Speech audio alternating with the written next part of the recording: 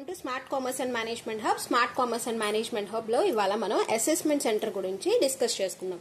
Assessment centre, ఈ assessment centre అనేది మనం కాంపిటెన్సీ మ్యాపింగ్ ఉంది కదా, ఆ మెథడాలజీస్ లో చూస్తాం అన్నమాట. Assessment centre methodology involves situation observation to evaluate the performance and growth potential of the candidates. ఏం చెప్తున్నాడు, అసెస్మెంట్ సెంటర్ మనం ఏం చేస్తామంటే మనం సిచ్యువేషన్స్ ని అబ్జర్వ్ చేస్తాం. అంటే రకరకాల సిచ్యువేషన్స్ లో ఏ విధంగా ఎంప్లాయీస్ రెస్పాండ్ అయ్యారు, ఎలా పర్ఫామ్ చేశారు. ఒక ప్రాజెక్ట్ ఇచ్చాం, for example it's a critical project.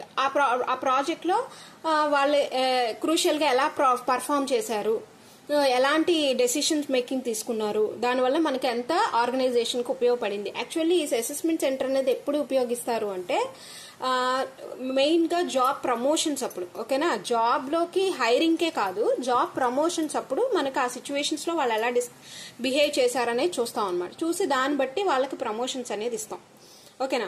This approach uses various types of discussions and simulation exercises to reflect the real life demands of job. ఇక్కడ మనం ఏమేమి చూస్తామంటే discussions, first the various types of discussions అంటే రకరకాల discussions మనం చూస్తాం అనమాట. ఏ విధంగా వాళ్ళు ఆ ప్రాజెక్ట్స్ లో చేశారని మనం ఫస్ట్ డిస్కస్ చేస్తాం.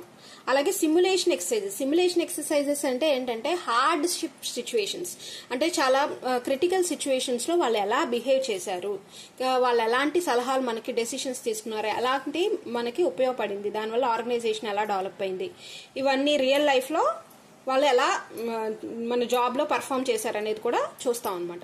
It can include interviews, group exercises, role playing, presentation task etcetera. ఇట్లా ఏమేమి చేస్తాం, వాళ్ళు ఎలా ప్రెజెంటేషన్ చేశారు, అలాగే ఇంటర్వ్యూ ఎలా పర్ఫామ్ చేశారు, అలాగే గ్రూప్ ఎక్సర్సైజెస్ అంటే గ్రూప్ డిస్కషన్స్ ఎలా చేశారు, ఎలా పర్ఫామ్ చేశారు, అలాగే రోల్ ప్లేయింగ్ వాళ్ళ యొక్క జాబ్ రోల్ అనేది ఎంత పర్ఫెక్ట్ గా ప్లే చేశారు, ఇవన్నీ కూడా చూస్తారు అనమాట అసెస్మెంట్ సెంటర్స్ లో, ఓకేనా.